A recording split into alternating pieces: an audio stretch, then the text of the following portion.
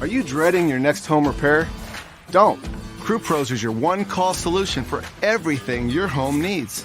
Whether it's heating and air, plumbing, complete roof replacement, whole home generators, and electrical repairs. Our professionals get the job done right. Crew Pros is your single source for high-quality home services at affordable prices. For everything your home needs, Crew Pros. Remodel, repair, replace. Memphis. Nothing but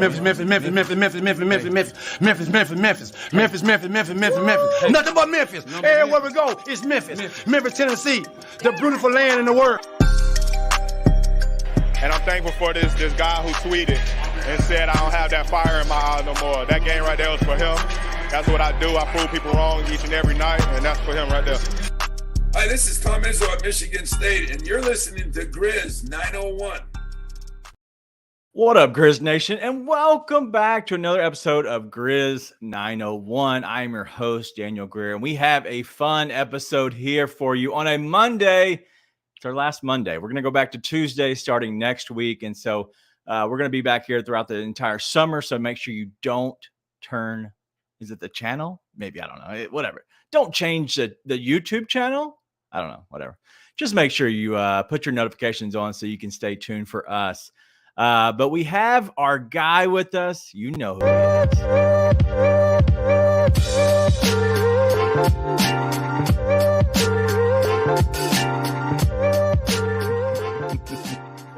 I don't know why it pushed the other one, but it did. But he's Nathan Qualls. What's up, man? I thought you were going to give the people two of me. I was like, this is exciting. Well, hashtag excitement. I tried. All right, cold open question real quick. We're going to go ahead and get into all this. But first, question. Answer. You're going out to Vegas. You're at the NBA Summer League. Who's the one person you're looking forward to running into? Oh. I think, well, I don't know if he would be there, but the first person that comes to mind out of just pure curiosity is Dennis Rodman. Okay. I just want to see like what he's like in person, because he seems like he looks a little like an alien, but he's a super chill dude. But also, yeah, there's a part of me that can't help but be afraid of him. So I would love to run into Dennis Rodman out of pure curiosity, but I don't feel like he goes to Summer League. Maybe I'm wrong. You know, I don't know. I haven't heard of him being there. Is there anybody there that you have seen or heard that's there? And you're like, man, I wish I was there just so I could like meet them and say hello to them. Dude, I'm not a big celebrity guy. Like, I'm not a big, like, okay. Oh, if I ran into Adele somewhere or something like that, or Taylor Swift or an actor. But dude, when it comes to professional athletes, that's when I would end up getting starstruck. When I'm running into all these big name NBA dudes, I'd be the guy that's like, I hope I have enough concussions that my brain wouldn't register and handle it well. But if I was ever going to get starstruck, it would be there. So, yeah, no, I'm pretty chill when it comes to meeting expensive people, as I call them. I usually treat everybody pretty much the same. I don't bother people for the most part, but there is a guy that I would have to go talk to. And the reason I asked this question is for the simple fact is, one, we're going to keep doing this. I think this is fun. I had another one planned, but I changed in my head. Maybe at the very end of the show, I'm going to ask you my other question because I think it needs to be asked. But there's a main guy I want to know, and that's just because Chris Vernon actually on his podcast talked about it. If you didn't hear it, it was Coach K. He was actually playing slots right next to him. Listen, Coach K is the GOAT, and he's one guy that I've always wanted to interview, and I've actually asked, and I was very close one time, and then stuff happened where we weren't able to. But I'm not too afraid to go back down that rabbit hole and ask again. And so maybe one day we'll have Coach K on here. But I would love to just kind of introduce myself and say hello, and we'll chat maybe over some blackjack. But yeah, Coach K is my guy. But all right, so the Grizzlies lose. It was ugly. It was nasty. They lost 197. They wished. They lost 100 to 77. First thoughts on the game? Ooh, wrecked with a capital T. It got wrecked so bad I can't even have the capital letter in the right spot. Listen, they got Max Strus. That's what happens. I mean, you remember Max Strus just single-handedly, like Sam Merrill was Max Strus in the first half, and then for the third quarter as well. And then Amani Bates was Max Strus in the fourth quarter, and the Grizzlies just didn't have it going tonight. You know, they shot 12 for 43 from deep, 28%. Nobody shot it well from deep outside of Jake tonight, so they were just going to get cooked. But it's not really about that, and there are still some things that I like to see from some guys tonight. I think you're starting to see a lot of guys put stuff together and not answer questions about who they are completely, but show you who they can be for sure. But yeah, as far as the game went, they got cooked. It was rough. So when you say that, who are you talking about? Like, who are the guys that you're like, oh my God, like they're starting to show glimpses now, and I can see them being a piece of the puzzle going forward? All the wings. All of them. All the wings look good, man. And in their own way, like the one who's been honestly the most consistent is the one that set out tonight, Vince Williams. Yeah. He has looked unbelievably consistent in every game. Like one of those, okay, now there's starting to be a question mark around him in the actual roster. But Jake has looked off and on really, really good. Roddy has obviously not looked awesome since the first game of Salt Lake, but then you saw him tonight and say, hey, my shot's not falling right now. Okay. I'm going to go get to the bucket. And he's doing some creating and playmaking. He finished with only 3 assists, but that could have easily been 7 or 8 if the shots fell. Then Gigi Jackson is going to be a dude. Are you hopping on the train? I was on the train last time, dude. Here, so do you want my wing breakdown, honestly? Real quick, I have a question in the chat. So Amanda wants to know, and I think this is a legit question, is it was pretty much just, I would be so exhausted at this point if I were them, to be honest. And that's, listen, I understand both sides. The only reason I give it anything is because they're in Vegas. Yeah, dude, come on. Nothing to do with actually being just games, because they don't play back to back, right? They haven't played back to back yet. Not yet. Because even the main starters did not play on that back to back in Salt Lake. Right. And so at this point, the only reason I'm saying it is because they're at the club maybe at 2 a.m. This is still a lot of time to sleep. I don't know what their schedule is looking like. Yeah, I was going to say, I'm not sure they can get into the club legally, but they are NBA players. So I'm sure they find their way into any club they want to be in. Bro, just wait till they're 29, 29, 30. You know what? I'm not going to save my my other cold open question I had. I think this was the best one, but I didn't want to be negative. I didn't want to start off the show negative, right? I thought it's been too much negativity on the timeline. Grizz Twitter. Listen, bro, that is take Twitter. A sip and chill. Take a drag, chill. Aye, Captain. Do you take a drag? Do you still take a drag of the? That's not a deep cut, but an old person cut. I unfortunately know exactly what you're talking about. So all right, so yeah, chill. But this is my question, because I think it makes sense, and I think it's a legit basketball question. All right, you know the game. Okay, you got to start one, bench one, and then trade one. Roddy, LaRavia, Zaire. Start one, bench one, trade one. Roddy, LaRavia, Zaire. First off, if anyone knows what the game is, I just lost the game. So you're welcome, all of you. That's something that's a young person thing. I don't think you know what that means. Second I don't know off, what you're talking about. I didn't think you would. Oof. All right, so we're going start one. I would still go Roddy. Okay. Just because we've seen him do it on an NBA floor, right? In a real NBA floor, we've seen him do it. We've also seen Zaire do it on an NBA floor, but it's just kind of what's going on with Zaire is a little bit weird. You know, he's doing some off-season workouts, but he's also still got some knee stuff going on, is a bit of a rumor. I would say you got to start Roddy, bench Zaire, trade Jake. And that's purely off of what we've seen from Roddy. We already know. Yeah. We've seen it from Zaire before too. And the ceiling with Zaire is just so much higher than both those dudes. The only person whose ceiling is really close is Gigi, to be honest. And so that's the only reason. I mean, right now, Jake's making a case to be a starter on day Oh, wow. Okay. right, with the way he's playing. I mean, Jake has clearly played better than Roddy so far, and we haven't seen Zaire. But that's a tough one, man. That's a good one. I would go with it just for the reasoning I had, but to be honest, they all have a case for they all have a case for starting, being benched, and for being traded. So they all exist. But listen, you've got a good problem there, in my opinion. What about you?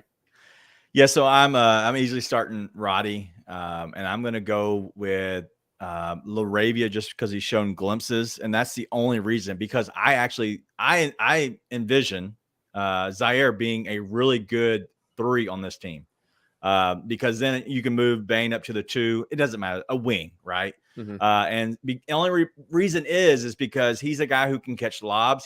He can be a threat that way. He can be a threat in the corner if he can catch shoot, but mainly it's defense. Like the defense is there for me. Like I see it. I saw it live in person when he had to go against Brandon Ingram when he was playing well. I believe it was in his second year when he was not playing well, but he was playing well defensively. And I see that he has potential to be that player. The problem is he just looked out of sync last year. And I think that you find your way into the lineup if you do the small things, and that's play defense, knock down shots, and don't hurt the team. It's that simple. It's very simple. And so that's why I love Zaire, but I haven't seen it. I didn't see it last year. I need to see it. And then I would take him over Jake. Yeah, I mean, listen, again, the ceiling for Zaire is the highest out of any of their young wings. The only one that's comparable is Gigi. Well, and Gigi looks a little more free-flowing, right? But he's 18 years old. You got to see it. I think Gigi's going to be a stud, dude. I've loved what I've seen from him so far. Well, unless you cut Zaire out of the photo, then you don't have a chance. Oh, my God. I didn't even see that. Yo, Grizz offseason Twitter is hell.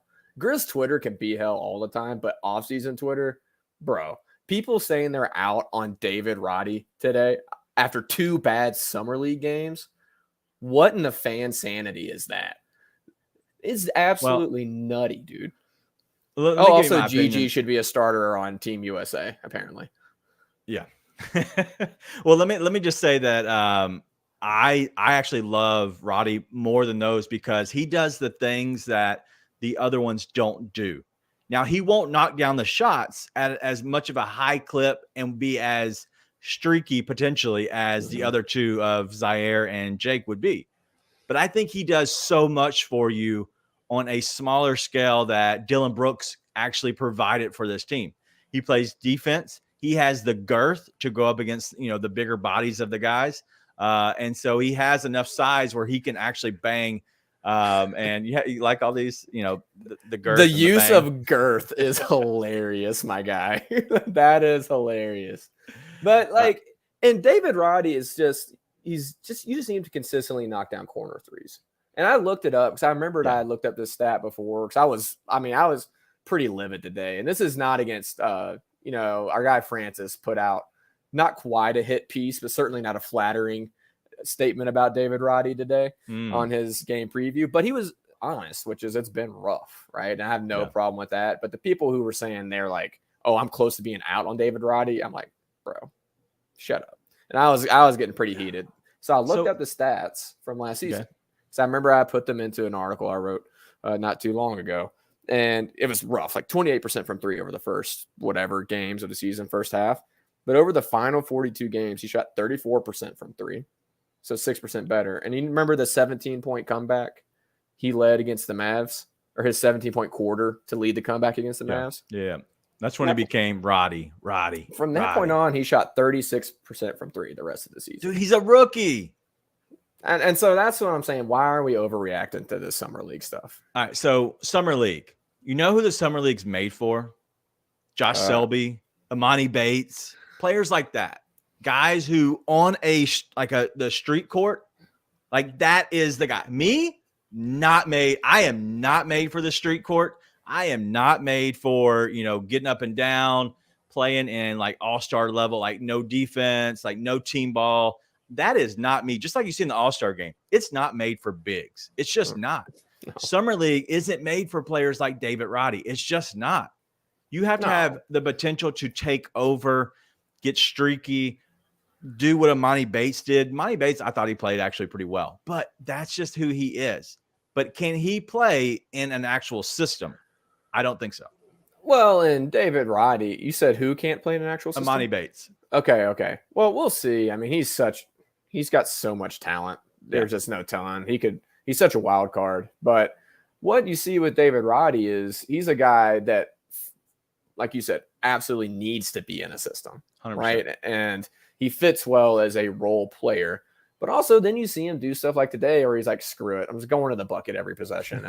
And then good stuff starts to happen, right? So he's got tools. I'm just like, Meg, why can't we just have fun? Why can't we just have fun with this, guys? It just gets so absurd with some of the discourse. And I usually stay out of it and don't get too mad. But once people started hating on my boy Roddy, I had to say something. I couldn't take it anymore. I had to say something. All right, so let's talk a little bit about Jake, and we're going to get to a little bit about we had some answers we gave on how they fit last time, okay? And so I want to revisit that and kind of see how they fit, if anything has changed in your mind. But one guy who I believe we both said it was a wait-and-see approach because of Jake being really in his second year. It wasn't look like it was clicking yet. This was after the very first Summer League game out in Salt Lake City. And so now, as Amanda says, she's glad Jake is finally proving against the hate. Listen, that's fine. And you know what? We've had our share of hate, and that's fine. And that's fine too.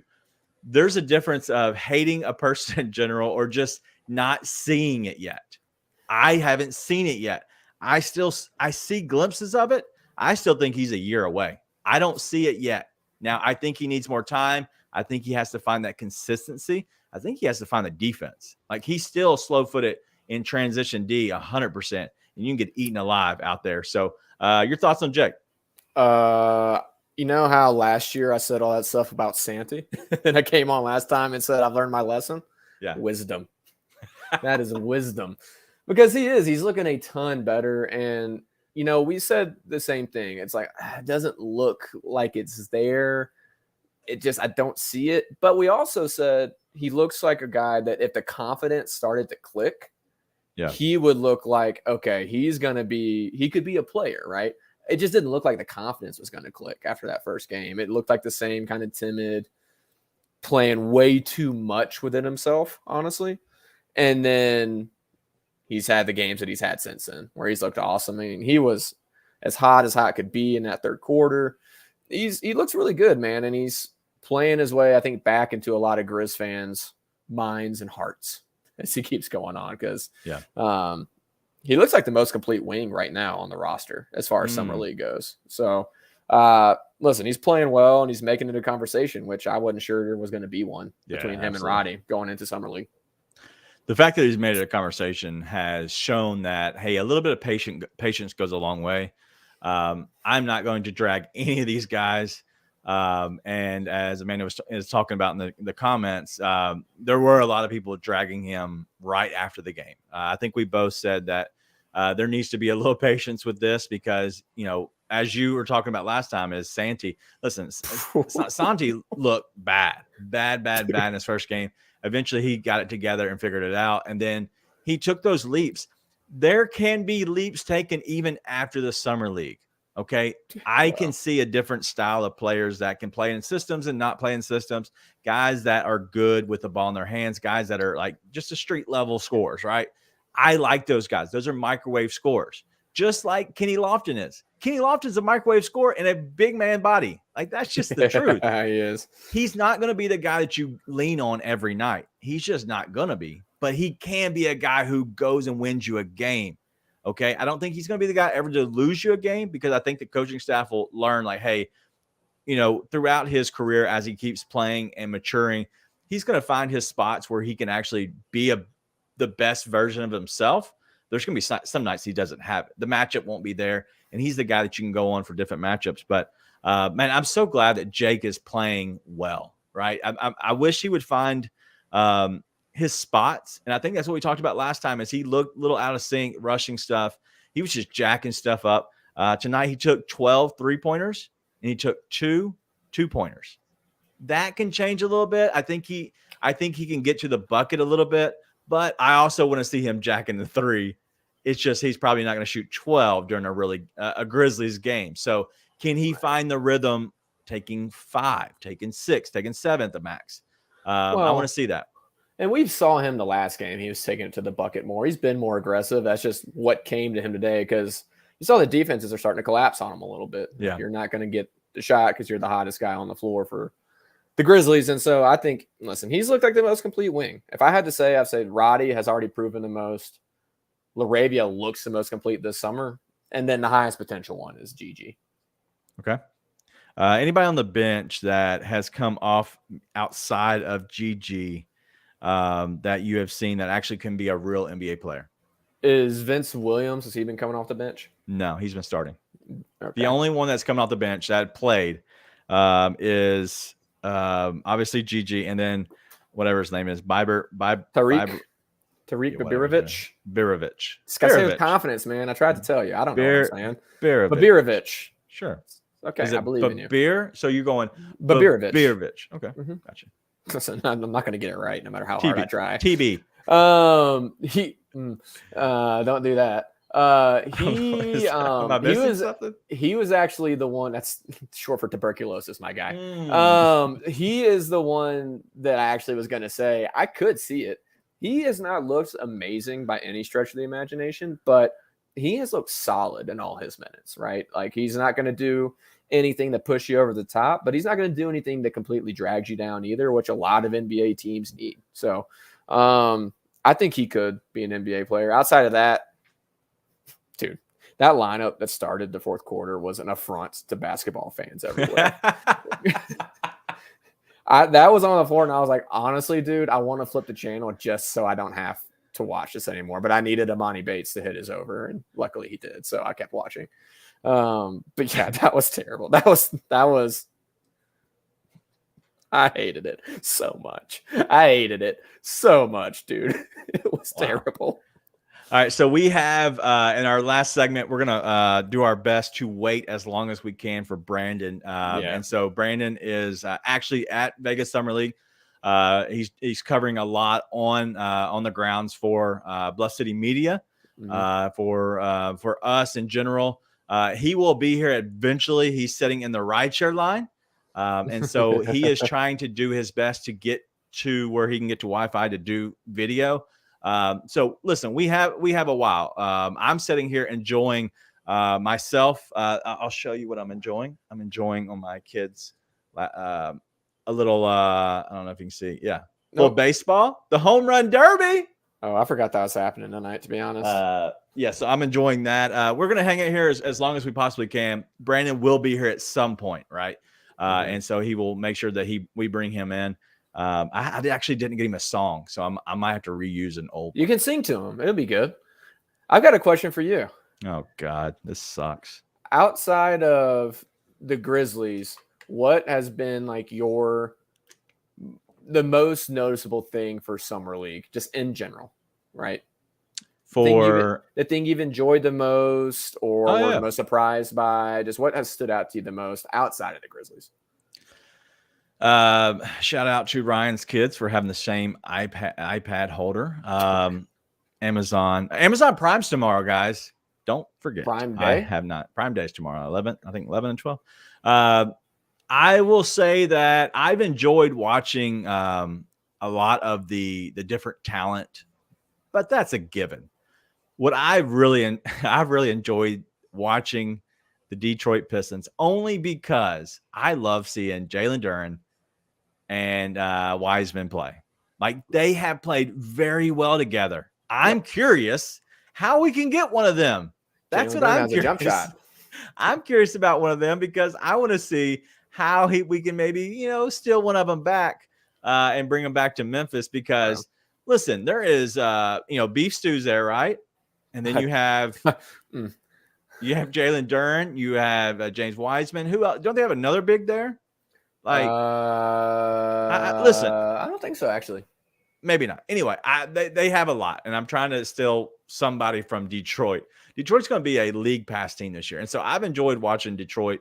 But I've watched everybody. I think it's been fun. The great thing about this is like seeing the fans, dude. It looks like packed. every game. Mm-hmm. Even though the Grizzlies are on the Discovery Channel potentially, I'm not sure exactly where we're watching these teams at. They're in the Cox Pavilion, but they are you're not turning in for them. It looks like ESPN said, nah, this isn't a team people are turning to watch. Yeah, the summer Grizz are not exactly box office material. Hot Grizz summer? Nah, not so much the hot Grizz summer. What about you? I think, well, first off, Wiseman. I'm not the biggest, I grew up watching the Memphis Tigers. I'm not the biggest Memphis Tigers stan, and I honestly, I'm like, the dude played like 3 games for you, so I don't understand the attachment all that much. But I do just like James Wiseman as a player, right? And I think the Warriors, for all the stuff they've done internally in the past, their current internal development doesn't seem to be awesome. Like Moses Moody, who I also think is awesome, is just sitting there rotting on the bench. And he played a little bit down the stretch last year. Okay. Yeah. Well, let me tell you, if he was a Memphis Grizzly, he'd have played a lot of it. Let me tell you something, brother. But yeah, I would love to see Wiseman and or Duran on the Grizzlies. But the thing that stood out to me most is Charlotte done effed up again. Dude. No, like Wemby had obviously a tough debut. Amanda's in the comments talking about poor Wemby, but then he comes back yesterday and he looks like the freako that got drafted first overall and everyone's been talking about, right? And then Scoot obviously hurt his shoulder, but he comes out and starts off like 5 for 5 with pull-ups and step back jumpers and just like freak of nature drives to the rim. And I'm like, yo, he looks awesome. Amen Thompson has looked awesome. Keontae George, who I actually saw in person here in Salt Lake a week ago. Dude, that guy shouldn't have passed on him. Dude, I was talking to some Jazz fans. They're like, I'm not sure we're going to do a point guard this year. I'm like, I do. I'm like, did you not just watch this guy be awesome for 48 minutes? Because I just watched him be awesome for 48 minutes. All right, so real quick on that. Let's go into that real quick. You had your thoughts on that. Me and you talked about that in our chat. Yeah. Your thoughts on how that whole situation transpired. If people don't know, pretty much, I guess the news that's come out, we don't know if it's the truth, right? Whatever. Speculation has been kind of ran that his coach was maybe not giving him a glowing endorsement, and that's the reason he fell. And so what are your thoughts on that? Do you think that's crappy from his coach? Was that Keontae George? I thought it was, right? I thought that might have been the Nova guy. It might have been Keontae George. I don't know. But listen, whatever it is, whatever it was, listen, as a coach, I guess you're supposed to give your honest opinion, whatever. You want people to take your opinion seriously, but he looks like an idiot now. Like, the dude's awesome. It's crappy purely from a you must not know what you're talking about standpoint, if that's the case. Okay, yeah, that's what I thought. It was Nova. It was Whitmore. It's Cam Whitmore. Yeah, how's he looked? Has he sucked? No, he's looked like a My bad. mega athlete who's raw, in my opinion. Mega athlete, raw. But yeah, and this is not to say Brandon Miller is not going to be a good NBA player. I think he'll be a good NBA player. I'm just looking at it and I'm like, I think everybody drafted around him is going to end up being better. Okay. Like, he's maybe not. That's an exaggeration. That's a summer league overreaction. There we go. There's my summer league overreaction. But I thought the Charlotte should have taken Scoot anyways. And yeah, I think I'm going to be thinking the same exact thing a year from now. And probably what would you have done with Scoot and LaMelo? Just try to say, hey, figure it out.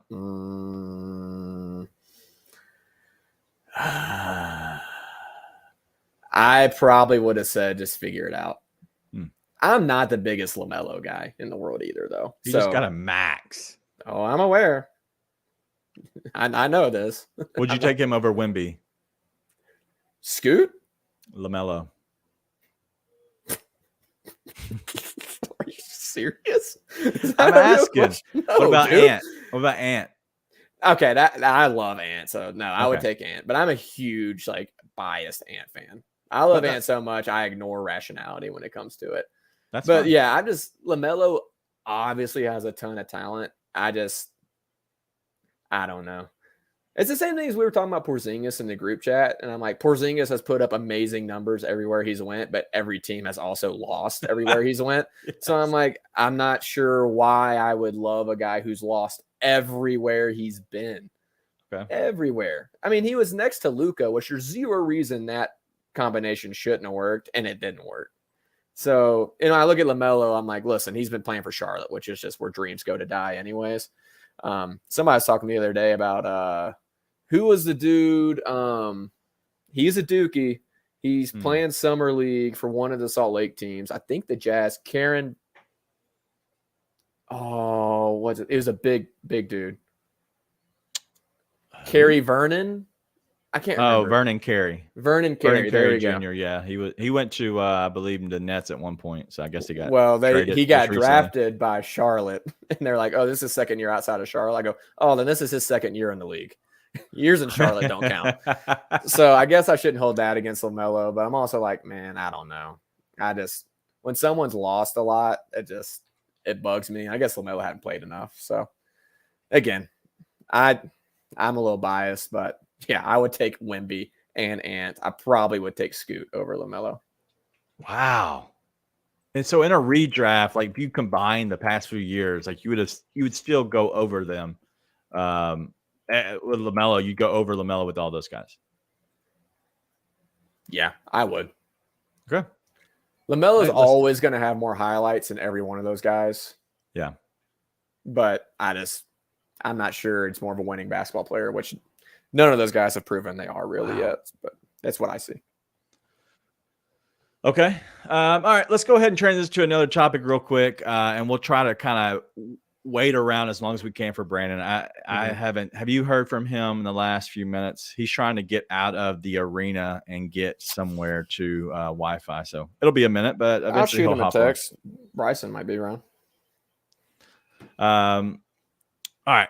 Real quick. Let's go ahead and go to this one. The wing situation. We have a question from what's our favorite name in the comments every week?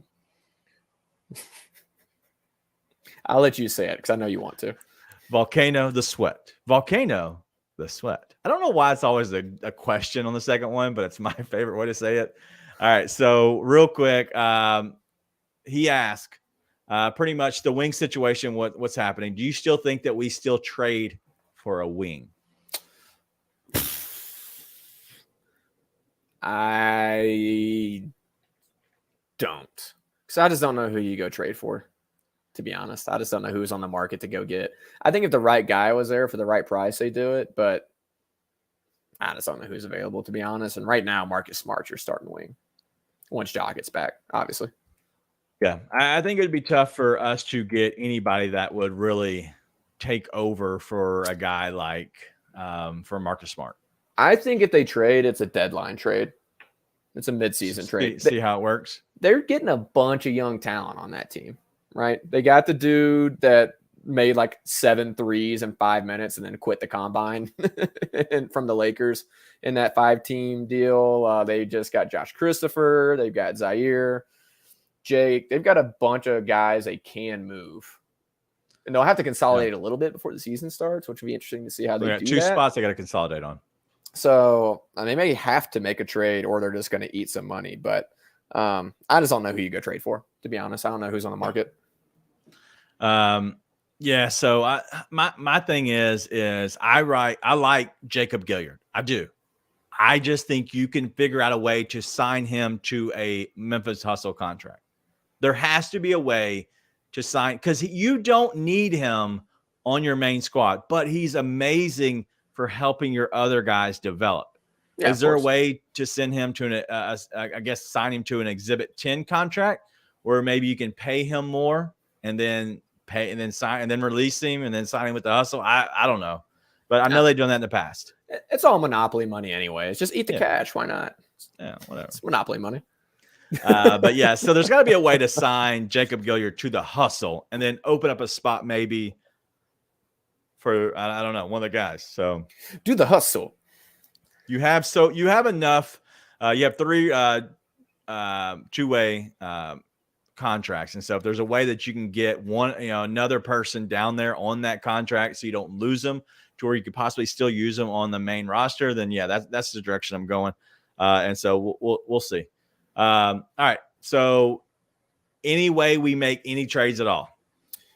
Yeah, of course. I mean, like I said, you got to consolidate somehow. A trade is the most sensible way to do that. I just don't know like what trade is out there to be made. So there's certainly a chance, but I don't think to Volcano the Sweat. It's like I feel weird not saying the whole name, Volcano the Sweat 2X.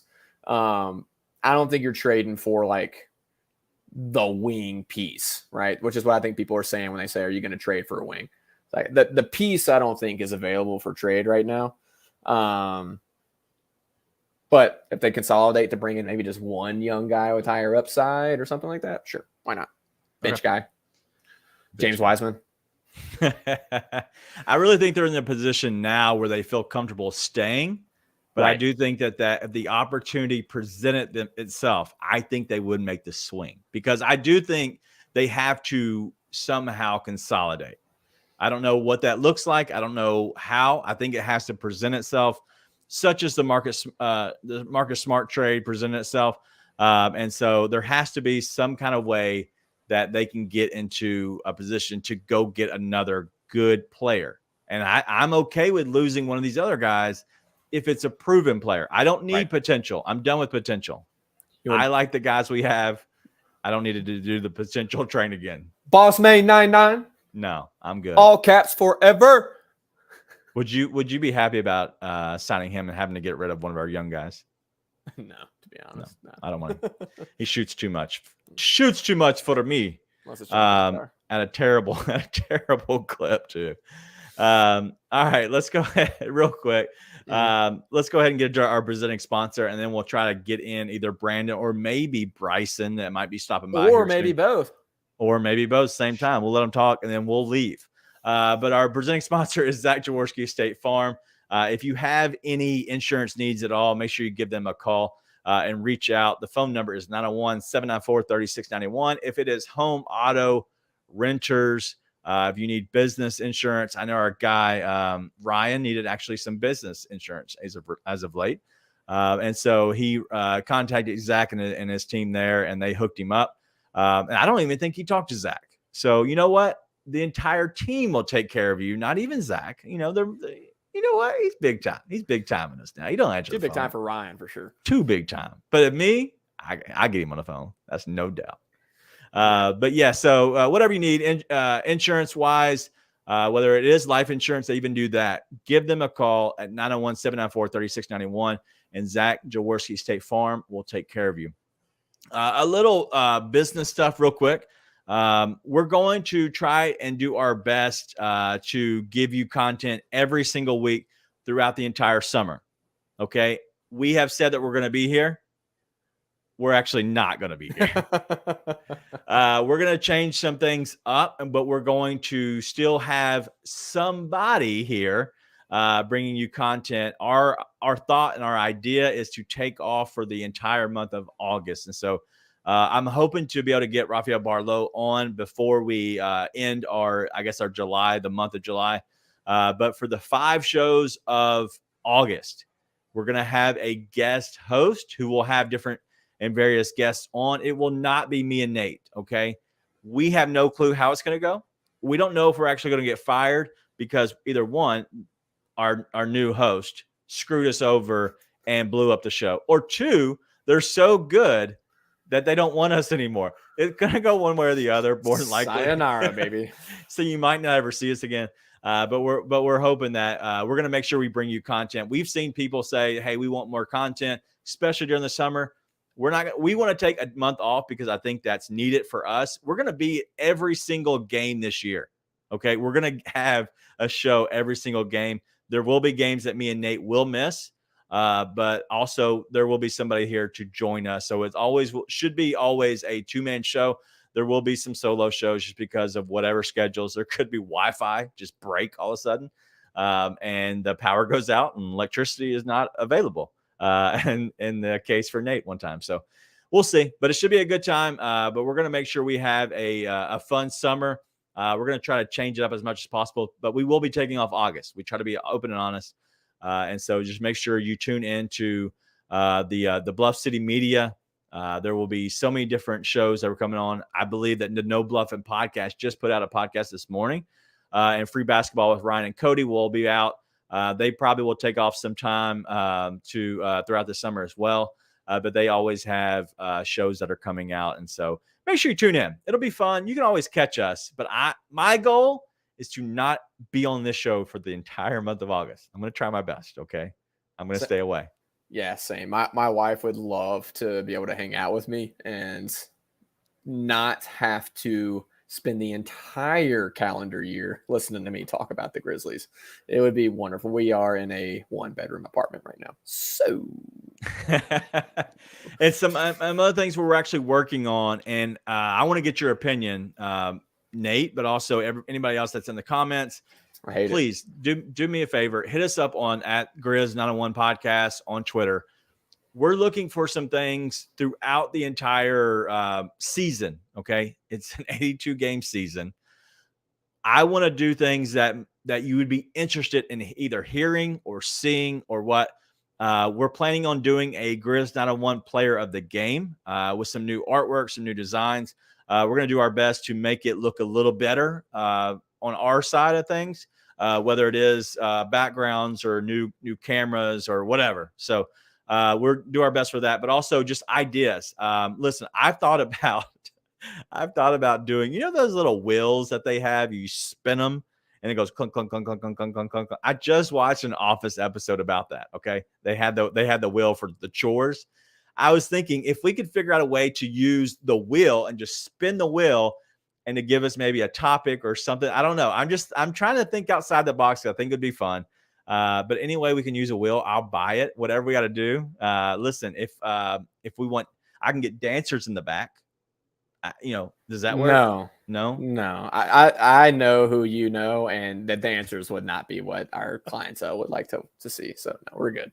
We're good, DG. Appreciate it though. All right, so give me some ideas, people. I'm trying to rack my brain and figure out things to keep it fun, keep it fresh. Amanda's got the eyes. I mean, she's thinking just like me. I'm thinking. You're trying really hard, buddy. I am. I'll give you that. My brain's working, but it ain't really working. We can talk about basketball. There's an idea. Whatever. All right. So are these guys joining us or not? Bryson said he's trying. Brandon said he'll be at his place in 5 minutes. So we actually don't have a clue. All right. What else you want to hit on? We're not going to get out here just yet. We're going to wait on it. But what else you want to hit on before I kind of take us to another direction? What from the Grizzlies do you most want to see with Summer League going forward? Like, it can be one player. I'd assume it's not a whole team thing because it's a Summer League team. But whatever you want to see from the Grizzlies moving forward, what's the number one thing you think the team needs to happen from one of these guys? Yeah, so I would like to see the Grizzlies style be played a little bit more. And whether this is the direction they want to go is to more of a ball movement type offense. I just know that when Ja gets the ball, everybody has to pretty much work around him. I'm not saying that we have a Ja on our team, right? And I completely understand that. But I also believe in the fact of playing your certain style of basketball. Is it more the 4 out, 1 in? Is it using Junior in a certain way that Junior is the guy that maybe we run the offense through, and when he's playing for his 12 to 15 minutes, I want to see the style of offense, the style of play figure itself out. And are these guys actually going to be playing in that certain style? And so I'm curious of how it goes. I don't know the direction or what they're going to do, but I think that it would be a good situation to try to figure out if we can figure out a way, the style of offense being played, but we'll see. What's yours? Well, obviously we want to see what the wing situation does, but actually you took exactly what I wanted. Same thing. I want to see how Junior fits because he's such a bucket, dude. He is so good. It's just, where is he going to fit in? It's what we talked about last time, and it's what we'll talk about next time, I'm sure, and probably the time after that. Where do you fit on this team with their best players? So we'll see. You know what? Scoot over, buddy. We got him coming in. What's up, Bryson? What's up, y'all? How y'all doing? Y'all hear me and everything? Everything sound good? Dude, you sound great. We can obviously hear that you're there because obviously there's some commotion in the back. But I'm glad thanks for coming and hanging out with us. But for sure. First question: did tonight suck? I wouldn't necessarily say that it sucks. I mean, they definitely it was a good kind of first pass. They kind of it felt like the intensity on the defensive end really wasn't the same from the last game. Because in that first game, they were really good at getting steals, really good at getting blocks, and really getting out of transition. And it really just felt like there was none of that in this game. I think they only had 2 fast break points the entire game compared to I think they had 20-something points off turnovers in the last game and under 10 points off turnovers in this game. So I think that was really the biggest difference is they didn't really get out in transition. They didn't force as many turnovers. I think Lofton and Gilliard both did a good job still of getting the steals, but and then Coach Vitaly Potapico after the game was kind of just talking about the team as a whole, just didn't bring that same energy and was kind of just talking about how just going forward and kind of, getting them back to that before the next game is going to be really important. Okay, I like it. Nate, you got anything? Yeah, as someone who's never been to Summer League, is this your first experience at Summer League? This is my second time at Summer League. This is my first time with credentials, so it is a little bit different this time. So what's the biggest difference being there versus watching on TV? I'm sure there's a mass of people there and it's just like ants. Oh, yeah. Outside of that, what's the coolest and or lamest part of being there versus from home? Well, I will say something that you don't really get to see as much as you'll see all the NBA players and stuff on the sidelines, but you really get to see how engaged a lot of these guys are with these younger guys. In this Cavs game, Donovan Mitchell was on the sideline and he was getting the hype after every made basket. Zaire was sitting courtside and he was hyping up Roddy. The same with Xavier Tillman and Luke Kennard were out there. And then I think that's really one of the best parts is just the atmosphere as a whole. All the players that are on the regular roster kind of coming out and supporting the other guys is really important too. So I think that's one of the coolest parts.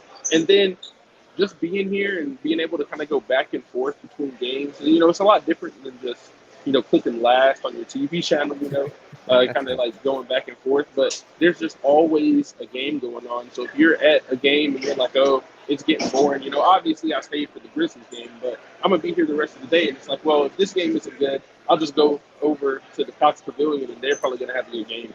So usually at least one of the games is going pretty well if there's a blowout in one gym. So that's something that's definitely positive. But I will say, if you've never been to Summer League, it's awesome. I would definitely recommend going if you can. Yeah, I got to get there at some point. I hate that I haven't been yet. Well, if there's somehow, some way the Grizzlies figure out a way to get in the Final Four for the in-season tournament, I promise you, we will be live from Vegas with our post-game shows. That's that would be awesome. That'd be so awesome. So awesome. That would be incredible. And all then, right, another thing, you got to see the spear. I know you see the pictures. You got to see the spear, man. It's insane. The last time I was in Vegas, it was half built, and I was like, "What are they doing over there?" And now, I had no idea what it was, man, until this year. Like I said, I came out here last year, and it looked like they were building a Death Star or something. I didn't know what was going on. Dude, it looks like CGI from TV. Honestly, it's crazy. It definitely it honestly looks like CGI in person. It doesn't even look real, especially when they had that big in-season tournament thing, and it was slowly turning around. It didn't even look like it was a real thing. Dude, that's funny. I got to get there again. So what did anything that came out of the post-game presser that you saw that might be interesting to talk about? I will say, so we got to talk to David Roddy a little bit too. He mentioned that they got to be better at, knowing their personnel and, having more attention to detail. I think that was a really big thing that I noticed as well. You can't let Sam Merrill get as many open threes as they got, especially that's a guy who used to be on the Grizzlies. So you even though a lot of the guys on the Summer League team didn't play with him because it has been a couple years, they still should have known, hey, the one thing that dude can do is shoot the ball. Right. And then also liked that I got to ask him about, being more aggressive because, he only took 3 3-pointers in this game. He's really been taking a lot of threes the rest of the summer league. And I felt like he did a good job of like attacking the basket, getting to the free throw line and stuff like that. And he really just said that that's something that he's really trying to do, like going forward. And he thinks that could be a big part of his game. Said basically just learning how to pick his spots a lot better is going to be important coming into this season. And then, knowing when it's time for him to really attack and when it's time for him to look for his teammates, which I thought he did do a really good job. That was one of the bright spots that I saw in this game, was the way that he kind of played when he was getting downhill, using his strength, because that's really his only advantage is going to be his strength, really not his height as much and wingspan and stuff like that, like other players. So if he just continues to use his strength to kind of get into the paint, and then he also said he needs to slow down once he gets there and make good decisions. Have you met anybody there that's just been awesome? Dude, so, I mean, I was in the elevator with Jaren Jackson Jr. the other day. Okay. And he was that, if you don't know, obviously a lot of people don't know Jaren, that dude is hilarious. Like, he was cracking up. I think it was only like 30 seconds max between getting on the elevator, going down, and getting off. And he had the entire elevator cracking up the whole time. Like, it was pretty funny. And then today, X came with all 3 of his kids, and I thought that was pretty cool. They were all sitting courtside. But I do think we need to have a new rule that if you can't walk on your own, you can't sit courtside, because we've had like 3 babies that have almost gotten hit like courtside and started crying. Like Desmond Bane's baby almost got hit. He had to like get up and move him, and the baby started crying. It's like, you might need to sit, a little bit further back, because that would be my only thing. But it's just awesome to see like NBA Con was a thing, but this really feels like NBA Comic Con, because it's like literally every single person is out here, it seems like. Anybody that you've seen, you're like, hey, I want to figure out how to way to meet them, or somebody maybe you haven't seen, I hope that you're just hoping they're there? Well, I mean, obviously, if Ja was here, that would be cool, but Okay. I don't think he's going to be here. I did get to talk to Desmond Bane in his press conference, so that was pretty cool. But yeah, like basically just the main guys like Ja, Jaren, Bane. Those are the 3 guys I really wanted to see out here. And, Bane and Jaren were out here. I thought it was interesting that Jaren came in with Dylan though. I thought that was really fun. But yeah, just overall, I mean, I don't really have anybody in particular. I mean, I saw Vince Williams Jr. The other night at Resort World. That was pretty fun. Just told him to keep letting it fly. I know he didn't get to play tonight, but whenever he does get to play, just keep letting it fly, because, he was in everything, it felt like, for a good stretch, especially in Salt Lake City. But yeah, just getting out and getting to see everybody. I don't know if there's anybody in particular, but just like the whole team in general, it's been awesome to kind of get to interact with those guys on a more personal level than you get to, covering the team, not in Memphis, Yeah. Any word on why Vince Williams didn't play tonight? We did not have an update, but Okay. It didn't look like it was anything too serious. Like, it's not like he was on crutches or anything. He was walking around on his own power. If it wasn't a summer league game and they really needed him to play, it's probably one of the things where he could have played if he had to. But, with summer league, probably not worth the risk, even though, he is going to be probably like a 2-way guy. Still not worth the risk for summer league. So I think it's more just a precaution thing. I think he's going to be just fine, though. Okay. Nate. Favorite thing from NBA World Vegas so far? Cool. Okay, so like I said, I went to NBA Con, and that was pretty cool. They had a lot of like the championship ring set up. So they had like the Bucks ring. They had like the Lakers 2009 ring in there. It was pretty cool to see all that. And they also had the Larry O'Brien. So I got to take a mirror selfie in the Larry O'Brien trophy. And that's probably the coolest thing that I've gotten to do, because there's just, it's priceless, honestly. Like the experience in itself is priceless. Dude, did they just have the whole strip taken over pretty much? Oh, I mean, if you walk down the strip at night, you're gonna see a ton of either NBA players or guys that are trying to get there, just every single night. Not as much. I know they also had one of those big parties where they had basically every single NBA player was at the party. So they have stuff like that too. But basically, if you go anywhere in Vegas, if you go to like you want to go to the casino, you want to go to a nightclub, I guarantee you will see at least one NBA player there. And I'm not saying it's going to be an all-star, but you're going to see at least one guy there every single night because there's just so many people here. Yep, I got a feeling that the cover would be I'd have to sell my house to get in there at this point. With those guys around, definitely. unless you can figure out a way to just sneak in with them, you know. Shoot, no, I'd stand out. I'd stand out way too much. Real quick, before we, I think Brandon's trying to get in here. We're going to move over to him once he gets in. But obviously, thank you for joining us, Bryson. But I don't want to get you out of here just yet. Can we have like you turn the camera around? I want to see around you. Like, where are we at right now? Oh, there are a lot of people? Or are we not allowed to? I mean, really, right now, I'm just really out here in the concourse. Hold up. Take us to the people. All right. Look. Let me walk. Let me walk a little bit. I like it. Look, this is stuff you don't get anywhere else. Hey, and how's your podcast going? Oh, I knew we'd lose him. How's the podcast going? Are you doing that every night? Yeah, we're gonna be recording in a couple days after. Okay. 13 pounds. Hello. Yeah, we can kind of hear you. We got you back. Keep going. Okay. We'll keep you somehow, some way. If not, we'll just lose you. I like it. All right, that's pretty filled for summer. That's summer league. Everything but the upper deck. Wow. Yeah, the upper deck is basically completely closed. They had it open for the Wemby game, but the other games they really haven't had it open like that. I bet they did have it open for the Wemby game. That's a lot more tickets. Dude, that was cool. That was cool. I wasn't sure exactly how many people were around there, so I figured we'd kind of go take a peek real quick. Can you hear us? No, there's a ton of people out here, man. Like, gotcha. Yeah, I got you. Yeah, there's a ton of people out here. Obviously, for the bigger games, there's more people. Like when Wembanyama was playing, it basically felt like I said it's probably louder than any UNLV game they've had in the past few years. I'll say that every time he touched the ball, so that was pretty awesome too. But it's just an awesome experience. If you're an NBA fan, I'll definitely say you should come to Summer League at least once.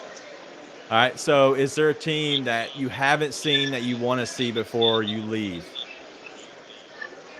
On it, like one of the teams I do want to watch is the Pistons and the Rockets, just because they're basically playing their entire starting lineup. I know the Rockets really aren't anymore because Jabari Smith's not playing, but I was looking at the Pistons and I was like, this is basically like their starting five besides Cade Cunningham. So I thought that was pretty interesting. And then, there's a couple guys. I want to watch Leonard Miller because that was a guy that I was big on in the draft. So he's on the Timberwolves, so I'll probably check him out at some point too. But yeah, there's a lot of just really good players out here. So in any game you see, there's going to be fireworks. Really, I mean, if you look at like some of the dunks and stuff that have happened already, like I feel like some of these games have just been like poster fest. Feels like it's an AAU tournament or something in some of these. Yeah. And you got to see the Spurs Portland game last night. You were there? Yeah. I got to see the Spurs Portland game. And I also got to see, I got to see both of them. I got to see the one where Wemby played good and the one where Wemby played bad. Yeah. So I got to see kind of both sides of it. But yeah, it was awesome. When he really got going in that second game, it was like when they didn't pass him the ball in the last possession, it was almost like the entire arena was just angry. I think it was like Malachi Branham just shot it. And as soon as he shot it, everybody just groaned because he was like 1 for 16. And like you just heard the entire arena groan when he didn't send the ball to Wemby, and it was pretty funny. But yeah, I see Xavier in here too. Yeah, basketball fans dream, man, no question. Dude. Yeah, especially getting to see stuff like Wemby when he finally spiked a couple last night, and Shadon Sharp took off from damn near the free throw line. I'm telling you, Shadon Sharp, you don't actually know how tall, like not really how tall or how high he can jump until you see it in person. Because, like, on TV, it looks like he's jumping high, but, man, that dude gets up. That dude gets up there. Like, dude, it looked like he levitated last night. Oh, yeah, basically, yeah. I think it's awesome. Yeah, he basically has levitation powers, it feels like sometimes. Dude, that Portland backcourt, they've got a lot working even when Dame gets traded. They're going to have a lot to work with. All right. Well, you know what? We're going to get to Brendan hopefully here in a second. Bryson, thank you so much for coming on. It's been a blast, man. I wish I was there. I'm like Xavier. I wish I was in Vegas. It is a hoop dream, right, for all of us. But man, it's been cool for having you come on, taking some time out, and you know what? Cheer on the Grizzlies. When's the next game? Is it 2 days? Yeah. So the game is going to be on Wednesday. And it's going to be 2:30 Central Time, 12:30 out here in Vegas. It's going to be like the first game, like it was today. So, I mean, I think it's also I like that they're playing the first game because it actually gives them a chance to have like a real warm up instead of that crappy like 5-minute warm up they have to do between games. So I think that's going to. But I mean, obviously they played better when they had the crappy 5-minute warm up. So maybe they need to go back to play in between games or something. I don't know. That's funny. All right, he is Bryson Wright. Make sure you tune in to the Next Gen podcast coming out. When's it coming out? When's the next one coming out? Yeah, so we're going to be recording on Tuesday and dropping probably either Wednesday or Thursday based on how all the editing stuff goes. Yeah. Cool. All right, well, make sure you tune into that. Bryson, thank you so much for coming by, man. Yeah, for sure. I appreciate y'all having me, man. All right, see you, brother. See you. All right, that is Bryson Wright, man. He is from live and in person, baby. I think that's all my my wrestling references. All right, come on, Brandon. We're waiting on Brandon. Brandon, you're on the clock. Yeah, we'll give him a couple more minutes. All right, quick question. I was about to pull up the same thing. Is Amani a better prospect currently than Jake LaRavia? I mean, if you're talking about just prospect, yeah, the answer is yes. Amani's been a better prospect than pretty much everyone on the Grizzlies summer league team for a while now. So it's all a matter of if you can put it together and be a part of a real, like you said earlier, system and team. That's the only question with Amani, but the talent is sky high. I mean, you saw him get going tonight. Yeah. Any reason that they should have traded back in to go get Amani, or is it because of the Memphis Tigers stuff? You're like, hey, we've seen that very close up in person. We're going to leave that. That's untouchable right now. No, I mean, there's a lot of teams that didn't draft Amani Bates, and the Grizzlies took Gigi just before Amani ended up going to the Cavs, right? It's not like they couldn't go get him, but they liked what they saw in Gigi better and stuff. And, you know, the history probably plays a part, and based off the last Grizzlies season and off season, they probably are like, you know what, let's just avoid any chance of drama as far as that goes. So yeah, they're probably just staying away for that reason a little bit. Yeah, no, I agree. That's my thing is I think when you see drama happening, you don't want any more drama around. And, you know, you're talking about another spot on the roster. You're getting a guy and possibly you might not have a spot for him. And so I think you're going to have to be careful with that. And so that's probably why they didn't go back into the second because they did have a second. And I think it was because of all the forfeit picks. I think it was like 5 or 6 picks after Amani when they got Babirovich, whatever. I need a Babirovich. Yikes. Anyway, between that and Girth, you're not killing it tonight. I'm always killing it. I don't know what you're talking about. Killing something. All right, so we're over our hour. I apologize. Or maybe I don't apologize. You can hang out with us. Whoa, we got a run in. Maybe. He's setting up. He made it.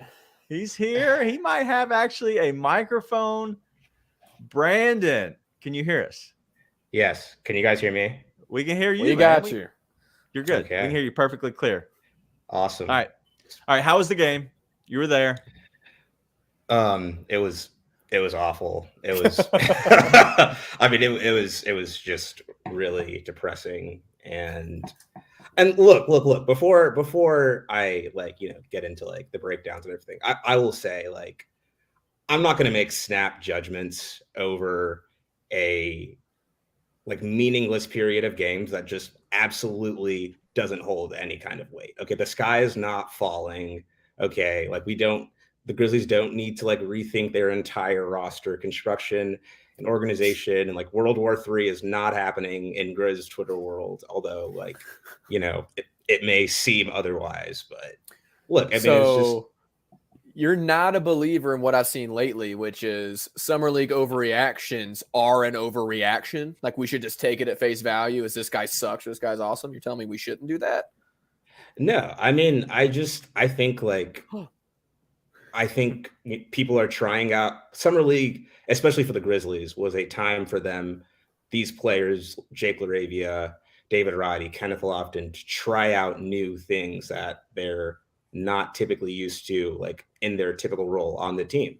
You know, in this game, we saw Jake take a lot of movement threes. You saw him take a lot of dribble step backs, all those things. Like the Grizzlies have clearly prioritized that. Okay, we want you guys to work on different aspects and parts of your development. And so, you know, does that always translate into winning games? No. Should they put up a better fight tonight? Yes. But unfortunately, Sam Merrill just lived to haunt us and have his revenge game on us for cutting him off the team. Like, Dude, he Max Struessed them. He crushed their souls. I don't know like what got into that guy tonight. Like that guy was just like everything he shot. Like he was just he had that look that he's just like, yeah, that went in. Like it was just like old school Kyle Korver is what I thought of when I saw it, man. Okay. It was nasty. Is that just because he's white? What are we talking about? Yes. What are you talking about? Of course it's because he's white, dog. What do you mean? Brandon, overall, I want to know about your in-person being at Summer League, what that's like, but just generally speaking, what has been the one thing you think you can take away most from Summer League so far that's either really good or really bad or just somewhere in between? I think the first thing that I will say is that Kenneth Lofton Jr. deserves NBA minutes. What those minutes look like, I don't know, because the big situation very much in flux, but I think he has shown that consistently he is turning into a monster of a player down low in the post. His three-point shot looks improved. He's not really hesitating to take that shot. He's not hesitating to take like mid-range shots either. You know, I think he this summer has just really become a more complete player all around. And I think that can help the Grizzlies win games next year. Yep. And that's the biggest thing. I'd be interested to hear from you. It's a bit of a two-part question. Part one, as far as being with the Grizzlies goes, and like you said, their big situation makes things a little murky for him. What is a situation where you think, okay, he can get real minutes? Because Daniel and I talked about this on our last show, and I'd be interested to hear what you think is a situation. Okay, if they have this lineup out or the other team has this lineup out, this is where Kenneth Lofton Jr. can thrive. I think in terms of on the team, I think he is going to work best with Jaren Jackson Jr. He's going to work best next to somebody who already knows defensively and has that like locked down so that Kenneth Lofton Jr. doesn't really have to take a huge burden on defense. So I think like putting him in the best position to succeed is like paramount. And so I'd put him next to Jaren Jackson Jr. I'd put lineups with him and Jaren, make Jaren that de facto 5 and just kind of spam that. I think the offensive versatility of those two guys on the floor is going to be something that just increases the ceiling of this team. In terms of like specific matchups, I think today really showed that he does tend to struggle against longer like just like longer teams. Like the Cavs were very much a longer team. He was guarding like Isaiah Mobley, who's like 7-footer. Like so it's like I think you need to put him against if you are putting him against like any kind of team with a 7-footer, have him next to Jaren. If not, don't put him against like longer teams. Like put him in a situation where he's either like working with bench units that play like small ball 5s that play smaller. Like I think that's just where he functions best, when he can like make out and take advantage of that mismatch. Got it. Yep. And that's exactly what we said on the last show too. We're like, okay, he could be an amazing tiny ball center, right? Yeah. But where he thrives the most would have to be next to Jaren Jackson Jr. It's really the only other big he makes sense playing next to, with Jaren at the 5, which could be devastating. But the only question we had was, is that going to compromise the team being at its pinnacle to get Kenneth Lofton Jr. at his pinnacle, or can both coexist? And that's something that you leave it to the coaching staff to figure out, because when somebody's got talent like that, you want to find a way to get him on the court and use him as a weapon. So I'm going to stagger basketball questions with your first, if I understand correctly, your first Vegas Summer League, right? Yes. Yeah. Very first. And I don't think Daniel's been either, but you're talking to Summer League virgins. We would love to be able to get there. I'm not going to get with any kind of graphic metaphors, but we would love to get there and be a part of Vegas Summer League.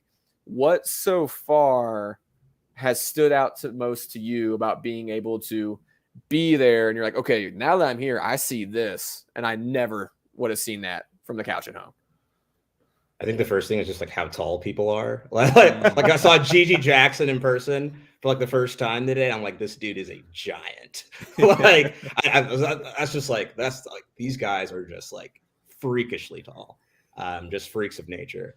But I think the biggest thing was just like being around just like so many NBA players. Like I walk out of the Grizzlies game, like there's Donovan Mitchell, there's Darius Garland, Evan Mobley, just like chopping it up outside of the Cox Pavilion where they were playing. And I think it's just really crazy and really cool that this is a way for like the NBA, like old and new. Like, you know, I saw James Worthy, saw Alvin Gentry, like this is a way for like a lot of the NBA to just really congregate, come together during the off season. I think that's a really cool thing. And not just like players, like media, like too, like saw Tim McMahon, like saw Ramona Shelburne, like, you know, it's just a way for like the NBA media and NBA as a whole to just really come together as Summer League. Dude, so we had Bryson on, obviously, talk a little bit before you, and the way you guys were talking about it reminds me of like my travel ball days, when it's like you're like, oh, dude, I haven't seen you in forever, and you're like talking about it, and like, you know, guys would go to different schools after high school. You could catch up during college ball and be like, hey, oh, dude, how's it going? Yada yada yada. Yeah, you still suck, et cetera, et cetera. I still smoke you. It sounds a lot like that. That's really, really cool to hear, man. Back to basketball. Got one more question for each. The biggest talking point for the Grizzlies, outside of a lot of people know what's going to happen with Junior, but the most probably impactful question is what's going to happen with the wings. And you've got a wing battle going on. Roddy came in. Obviously, I'm a Roddy stan. I admit this. Yeah. But at the same time, he showed us the most last year. Laravia's gotten stamped by Kleiman and Bain. He's looked like the most consistent wing, in my opinion, so far during Summer League. And then you got Gigi, who obviously has the highest perceptive ceiling out of everybody in there. And then Vince Williams, who just is like somehow an afterthought, but looks awesome every time he plays. Yeah. What is your opinion so far of the wing situation, how it's played out in Summer League, and how you could see it going forward as we head into the season? I think first off, I've gotta empathize with you there, because I'm also a Roddy stan, and I love David Roddy, you know. So it's unfortunate that this Summer League hasn't really propelled. My initial thought was that David Roddy would be starting at the 3 for this team. I just thought, you know, he gives you that different kind of like edge in terms of athleticism. He can handle the ball. He can play make a little bit. So I thought that was like pretty penciled in. Of course, like Summer League, he hasn't been add to the player people expected him to be. I think that people expected David Roddy to come in, like, you know, scoring 30 points a game, like really look like the best player on the floor every night. And that hasn't happened. But I also think that's because like he's playing a lot more of that like playmaker role, putting the ball on the floor, making plays, which he's also like excelled and thrived at. In this game, I thought he made really great reads, really great passes to Gigi in the corner multiple times, had a nice little give and go. With Kenneth Lofton there too. So in terms of just the general wing situation, I personally still would ride with Roddy. I think that he still gives you that mix of strength and athleticism that can really, I think, benefit this team in the long run. It's something that when you look at like the rest of the roster, like they don't really have like this other guy who can also like handle the ball, make plays, score in the mid-range, score in the 3. So I'd still go Roddy. Laravia, while I think he is the best shooter of this bunch, right, of this wing bunch, I think it's still really clear that the flow of just the general flow of the NBA game is something that he still really struggles with. Just in terms of knowing like when to pass out versus like when to attack versus when to shoot. Just kind of getting that feel and rhythm for the game. And so I don't really think I'd trust Jake LaRavia with heavy rotation minutes going into the season as opposed to Junior. But he's been shooting the heck out of the ball. He shot the heck out of the ball today. I think he made like 5 threes or something. So that's a welcome sight. That's a welcome development. Vince Williams Jr. I really loved him before the injury. You know, he was looking like next to Junior, like one of the best players in summer league. Like his 3 ball was falling down. He was very aggressive, just getting to the basket, working as a screener too, great defensively. But I just still think like, you know, there's knowing how this front office works, there's a pecking order, and he's not going to leapfrog the guy you traded up in the first round of draft. He's not going to leapfrog any of your first round picks. At least I just don't think so. And then we got Zaire. You know, I know you guys have probably, beaten that horse to death. So I won't get too deep on that, but I still don't really know like what the place is here with Zaire. Brandon, yeah. I'm going to ask you the question. I already asked it to Nate. I knew this was coming. Okay. All right, and so it's the age-old game. I won't say it, definitely not anymore. Since everybody say hi to Margot. Margot, say hi. Hey, Margot. Say hi. Hello. Okay, you're not going to say hi. I didn't think you would. All right, so you have 3 guys on the roster, right? Okay. You have to start one, bench one, or trade one. David Roddy, Jake LaRavia, Zaire Williams. You have to start one, bench one, trade one. I think I'm starting Roddy. I still believe in what he showed this team last year. And I don't think a few summer league games where he's like playing out of his typical role is going to change that for me. This is the hard part. Yeah, this is the hard part. This is the hard part. I'd bench LaRavia, just knowing that I'm just thinking about contracts here. Like LaRavia is going into a second year. Like he still has that development time, as opposed to Zaire, who is, you know, coming up on his 3rd year. So after this year, you're gonna have to make a decision just in terms of like, whether to, extend qualifying offer, extend all of that stuff. I'd bench LaRavia just because I think you can still work that development angle with LaRavia and him being the best 3-point shooter out of this bunch too. And then I'd trade Zaire. I think, and it's hard because I think Zaire can be the best of this bunch when he's committed and consistent, but I think at this point, like it's just kind of come to like a halt. I just don't really see like what more he can provide, or like what more they can try to do to get more out of him. So why are you cutting Zaire Williams out of the pictures? I'm just kidding. I won't lie. I won't lie and say that the Gigi Jackson acquisition like hasn't influenced this at all. Like I think when you pick up a guy like Gigi Jackson, who 6'9", I saw him make many plays over the summer league that I've just never seen Zaire make in an NBA in a game, or like even in Zaire's summer league. Like I think that's like the direction that they're just kind of moving in. I think Gigi just brings more right now. I think the talent level is higher. And so it's just a matter of like whose skill set is like the most, like I think about like just like value of skill set and like what's replaceable and what's not. And I think Gigi replaces a lot of what you intended for Zaire to do. Yep. And I think there's still a chance.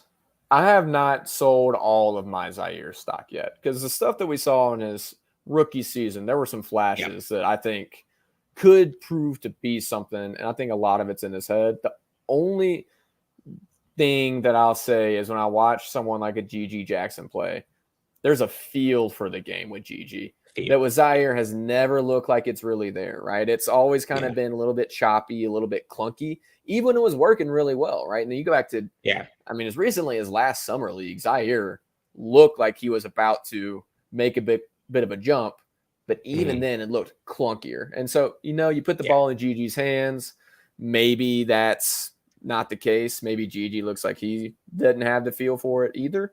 Like most rookies that are 18 years old in an NBA setting would. Yeah. But so far from what I've seen, it's not just, okay, he can make a few outside shots. It's, okay, he's driving to the basket and he's just bumping a dude and saying, I'm bigger than you and I know I am and I can create with that. And that's something that is, in my mind, a bit of a veteran move and just a pure NBA feel for the game that Zaire, I'm not sure we have seen in any consistent form yet. So I'm with you on all of that. I will say that me and Daniel both said we would trade Jake. So that's the one place we differed on stuff tonight. Now you can say you came on the Grizz 901 or contrarian. But it's a tough question. After the Roddy part, I think that's a pretty tough question for everybody. And Laravia is making it where even the starting thing can be a conversation in of itself. So to wrap up, the only other question I have, unless Margot has a question for us, but I feel like she's a little too shy to ask us anything, is NBA Summer League. I'm not sure how long you've been in Vegas. How long have you been in Vegas? Actually, I'm running off pure adrenaline. I like it. 5 a.m. I went there at 5 a.m. this morning. I was like, I think he just got there. Okay, so you've only been there for probably 12 hours tops. Not even that.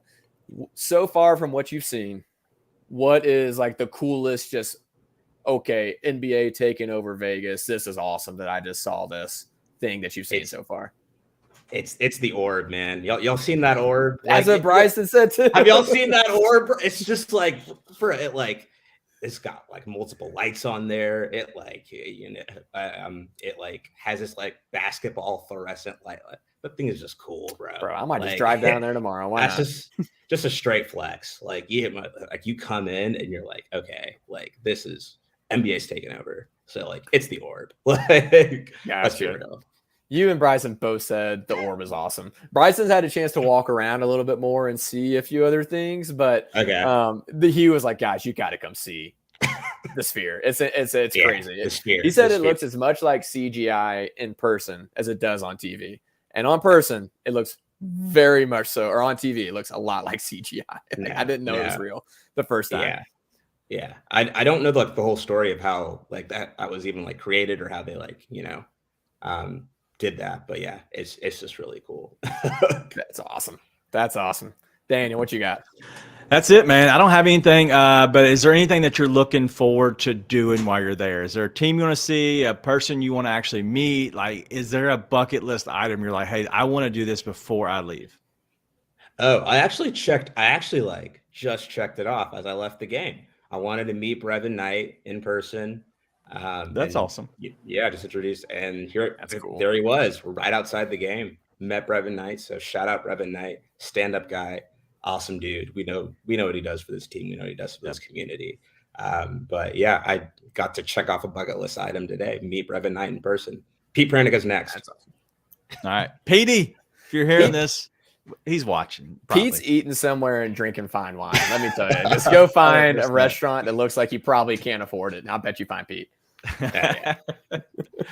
All right, well, that's all we have. Obviously, if you're watching this live, you're seeing that my Margot is going crazy. She's back for another one. Can you at least say hi? Say hi. All right, she's not, but she has to go to bed. That means that's good enough. That means I need to hurry up and get these kiddos to bed. But yeah, that's all we have, man. Brandon, thank you for joining us. As Thanks everybody knows, we try to bring on as many people as we can, especially people that are there on our team, doing the dirty work for us and having a lot of fun there. So I'm going to go now. I'm going to go watch the home run derby, and I'm hoping that the one bet I placed for Pete Alonso, the polar bear, comes to fruition. He is going to win one, and he's going to tie Ken Griffey Jr. there in Seattle for the only person to ever get 3 home run titles, the home run derby titles. And I did call it when I was on Bluff City Bets. So make sure you tune in. I'm on there Fridays, Bluff City Bets. Make sure you tune in Tuesday. There's a special interview this Tuesday with Chase that he's on there. I had an opportunity to interview the head guy over the sports book. So he's the guy who actually puts the lines out for Zen Sports, who's our presenting sponsor.